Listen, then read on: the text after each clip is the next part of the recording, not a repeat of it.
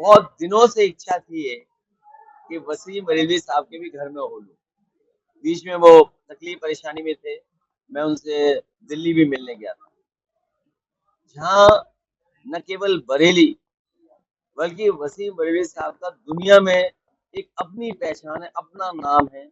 उनका जो हुनर है वो अपने तरह का है। जहाँ एसआईआर हो रही है, वहीं आपके माध्यम से मैं अपील करना चाहता हूँ सभी अपने कार्यकर्ता नेताओं से कि एसआईआर को बहुत सावधानी से, बहुत सिंसियरली होकर, बहुत जो जानकारी मांगी गई है और जो जानकारी देनी है हमारे वर्कर्स को और आम लोगों से भी मैं अपील करता हूँ कि उनका वोट न छूट पाए। हालांकि ये जो एक्सरसाइज है, ये जिम्मेदारी चुनाव आयोग की है कि कोई भी वोट जो वोटर है वो वोटर लिस्ट में शामिल रहे और उस वोटर लिस्ट से उसका नाम न कटे। चुनाव आयोग अपना काम छोड़कर पॉलिटिकल लोगों को कैसे परेशान करें, पॉलिटिकल पार्टीज को कैसे परेशान करें, उस दिशा में काम करते हैं। जो प्रोसेस बहुत सिंपल होनी चाहिए, सिंप्लीफिकेशन ऑफ प्रॉब्लम, जो एक लेमैन, एक आम कार्यकर्ता, क्योंकि जो हमारा लोकतंत्र है वो उन लोगों की वजह से मजबूत है जो गरीब है, जिन्हें बहुत सारी जानकारी नहीं है।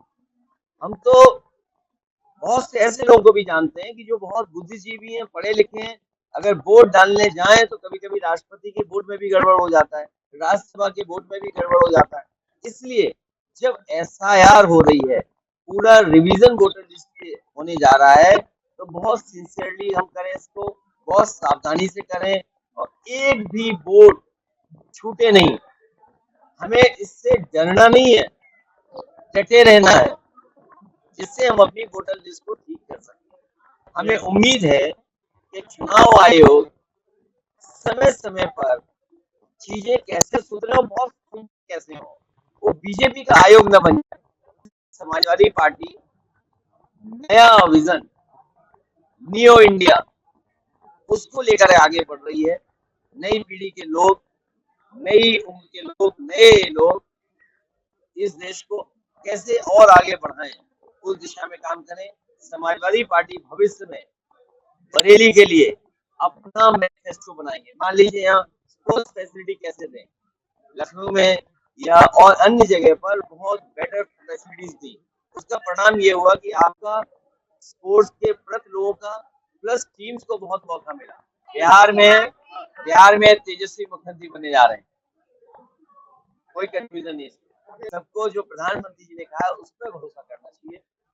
उन्होंने भारी मन से बहुत दुखी होकर के कहा है कि ऐसे लोग जो लोग साजिश षड्यंत्र करते हैं उनके खिलाफ कड़ी कार्रवाई होगी। ओम प्रकाश राजभर ने कहा है कि बिहार में एक लड़के से जो है प्रधानमंत्री, 5 मुख्यमंत्री और मंत्री चल रहा है। इसका जवाब मैं नहीं दे सकता, इसका जवाब हमारे मुख्यमंत्री योगी जी दे सकते हैं।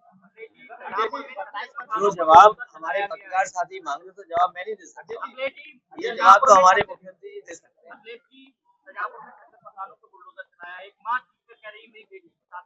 देखिए ये जो बुलडोजर कल्चर है, इसको कभी कोई स्वीकार नहीं कर सकता। अनकॉन्स्टिट्यूशनल है, अनडेमोक्रेटिक है और बहुत ही खराब फैसला है। सुप्रीम कोर्ट ने समय समय पर सरकार को कहा है कि बुलडोजर संस्कृति नहीं हो सकती है, बुलडोजर सॉल्यूशन नहीं है।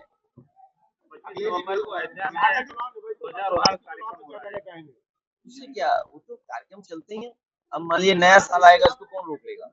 क्रिसमस आएगा, कौन रोक लेगा? तो त्योहार कार्यक्रम तो चलते ही होते हैं, होना भी चाहिए कार्यक्रम।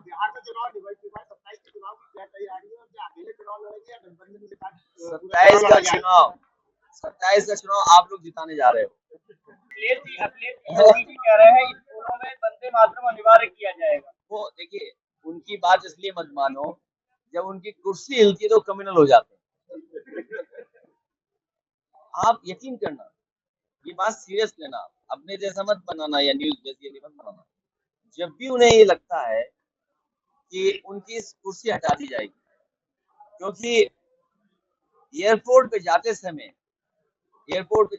पटना में वो तस्वीरें आपने देखी होंगी, उन्होंने मुझसे कहा था कि वो बहुत जल्दी मुख्यमंत्री बनने जा रहे हैं। तो हो सकता है ये खबर सरकार तक पहुंच गई हो, तो अपनी कुर्सी बचाने के लिए वो क्रिमिनल हो जाते हैं। उनकी लैंग्वेज, उनकी भाषा, उन्हें इतिहास से कोई लेना देना नहीं है।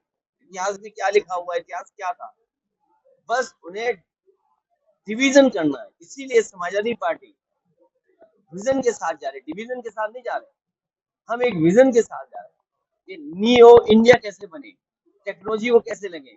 आज ऑरेंज इकोनॉमी की बात हो रही है। बीजेपी दो चीजें कभी नहीं बताएगी, और आप पूछ लेना जाओ, सुना है बहुत वीआईपी आए हैं इस शहर में आज।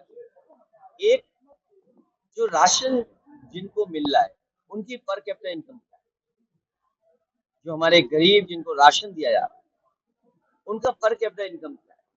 ये पर कैपिटा इनकम सबकी बताते हैं, देश की पर कैपिटा इनकम बताते हैं। लेकिन एक सूझबूझ के साथ अगर एक पॉलिटिकल पार्टी ये कहे कि वो लोग जो राशन जिनको मिल रहा है उनकी पर कैपिटा इनकम क्या है, और दूसरा बीजेपी के लोग कोई भी भाषण भारत माता की जय, भारत माता की जय के बिना नहीं शुरू करते।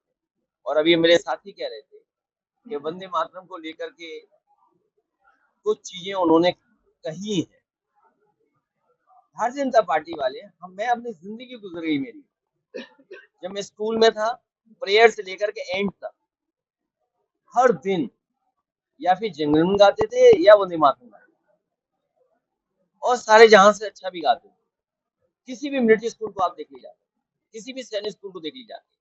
सवाल ये है कि इतना राष्ट्रभक्त नहीं यार ये लोग, लेकिन इनसे पूछो कि भारत का क्षेत्रफल 2014 में क्या था, और आज जब हम और आप लोग बैठे हैं, जो 2026 आने वाली है, क्या 2026 में भारत का क्षेत्रफल क्या है।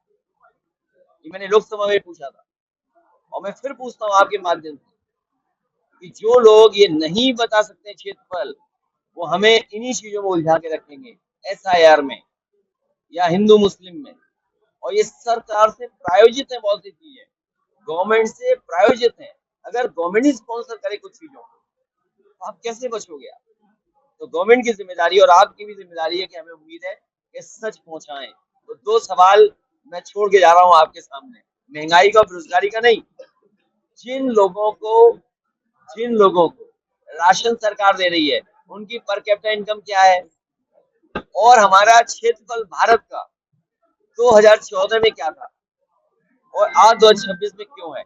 ये बात मैं इसलिए बोल रहा हूँ, यहाँ से एरियल डिस्टेंस क्या होगा चीन का, क्या चीन हमारे बगल में बैठा हुआ है।